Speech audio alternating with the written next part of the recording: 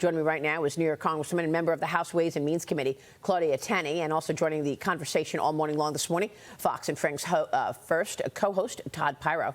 Great to see everybody. Thank you so much for joining us, Todd. Congressman, it's good to see you as always. Thanks very much for being here. These stories just keep getting worse in terms of fentanyl. Is there anything that you see on the horizon that could be a catalyst for this to stop? Well, first of all, we're trying in the House just to do anything we can to get the Biden administration to actually comply with the laws that were existing under President Trump, or just to follow the law that we already had to stop this fentanyl and stop the cartels from controlling our border. One thing we did do this week, which I think a lot of people forget about, is we started the Northern Border Caucus, and that is a group of legislators and Congress members from across the northern border of New York and all the way across the continent, started by Ryan Zinke, Troy Nehls, Elise Stefanik. I'm one of the original founders of this, and that is to look at the drugs and the human trafficking and the other terrible things happening at our northern border. And a lot of people forget about that, but we've displaced so many border agents from the northern border to send them to deal with the problems in the southern border. And we've had now an increase of over 800% of illegal crossings. We can't even account for the fentanyl, but I'll tell you, a lot of the local sheriffs that I deal with in the North Country, in Oswego, Jefferson County, which border this area, are talking about these fentanyl raids that they've had and the amount of drugs coming across our northern border, which is very accessible to New York City, where you can get to the cartels who quickly distribute this and are causing these tragic deaths. And the fact that our president is so callous and so arrogant to laugh at these mothers who have lost their children, it is really just disgraceful. Yeah. Well, I mean, it was an unbelievable answer for him to dare to blame Trump again on that. That was just so incredible. Is that the only reason that now the northern border is dangerous? It's because the southern border is so bad that they had to take resources from the northern border, and that in and of itself made the northern border vulnerable?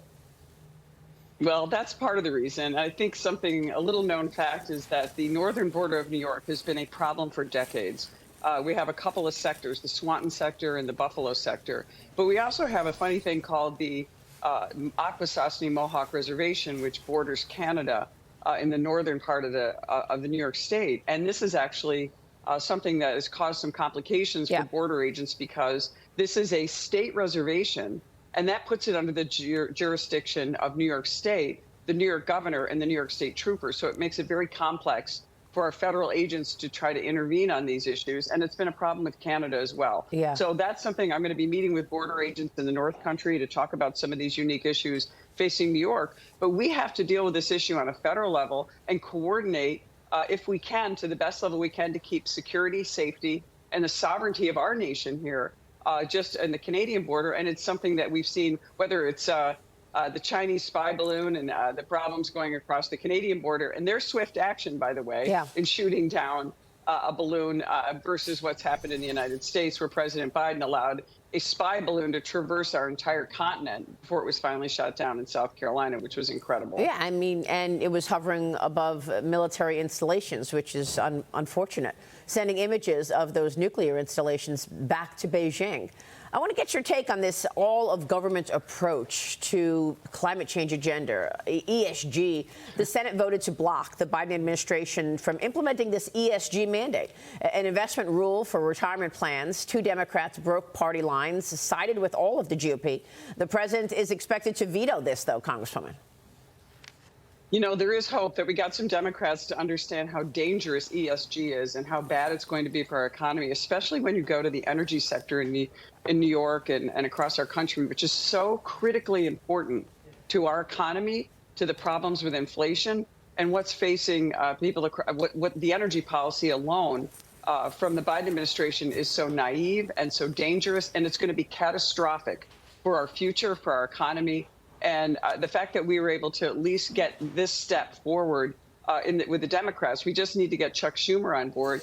And people need to understand, my district in New York 24, when you talk about nuclear facilities, nuclear power, all of the nuclear power plants which provide baseload power for the state of New York, Yep. are in the current district, New York 24, where I am. Wow. If we don't start getting smart about energy and we have this rush to eliminate fossil fuels, you hear about the gas stoves, but it's bigger than gas stoves. It's hookups to fossil fuels such as natural gas, which has brought down emissions, propane, oil, wood chips. All of these things have been banned, including biomass at Fort Drum, where we have 15,000 soldiers in the Great 10th Mountain Division and over 36,000 people residing in that region. And just on that base is going to be shut down on March 31st. Yeah. So I'm just saying the implications of adding this to the grid, the naive policy of adding ESG, forcing companies and banks and everyone to try to figure out what their ESG calculations are.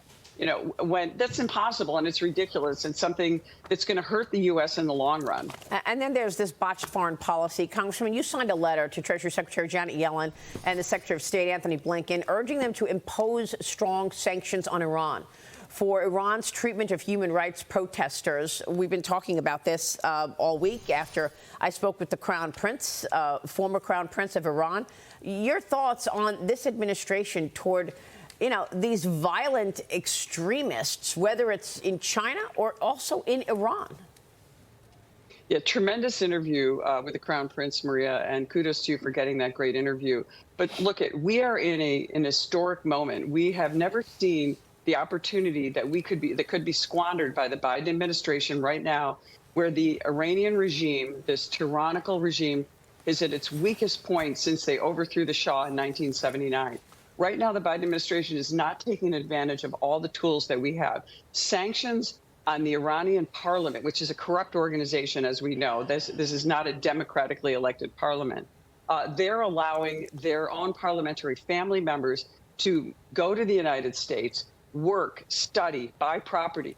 All these should be prevented. Sanctions should be imposed because the parliament recently voted to support not only the arrest, but the torture, the killing, and the executions of innocent Iranian men and women across the country, over 133 cities, in what is really a developed country, and cutting them on and allowing this to happen. So many things that we've asked for. This bipartisan letter, by the way, this was with Marco Rubio, Katie Porter of California, Ben Cardin of Maryland. All of this is a bipartisan letter to the Biden administration, urging them to take advantage of this unique moment in time. It could be lost if we don't take advantage of this now. We could actually see a very strong and powerful Iran emerge as a democratic and free nation, which would bring peace and prosperity to our world. It's really a situation we haven't seen in so many years, in decades. It would be an incredible game changer. I know that you are urging to get more transparency, though, on the Iranian military right now.